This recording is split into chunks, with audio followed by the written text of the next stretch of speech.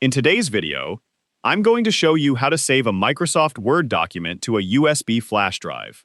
You don't need to have a USB flash drive connected right now to follow along with this tutorial. We'll focus on the steps you would use when a USB drive is available. First, open Microsoft Word and open the document you want to save. Make sure the document contains the information you want to keep.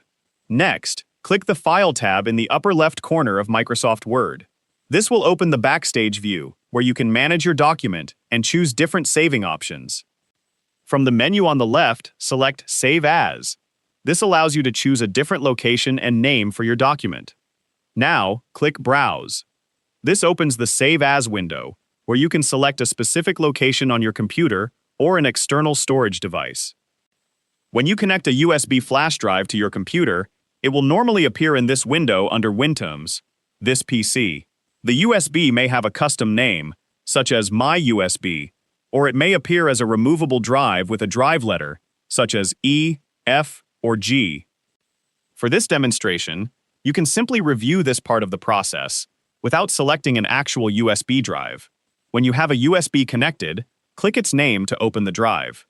Inside the USB drive, you can select an existing folder where you want to store your document. You can also choose the main USB drive location if you don't need to use a specific folder. Next, look at the file name field at the bottom of the window. Enter the name you want to use for your document. For example, you could name it My Word Document. Make sure the file type is set to Word Document. This normally saves the file using the .docx format. When you're ready, click Save. Microsoft Word will save a copy of the document to the location you selected. If that location is your USB flash drive, the document will be stored directly on the USB. One important thing to remember is that you should safely eject the USB drive before physically removing it from your computer. This helps reduce the risk of losing data or damaging the file. So, even if you don't have a USB flash drive available right now, you can still learn the complete process. Once you connect one later, simply follow these same steps, select the USB drive as the destination, and click Save.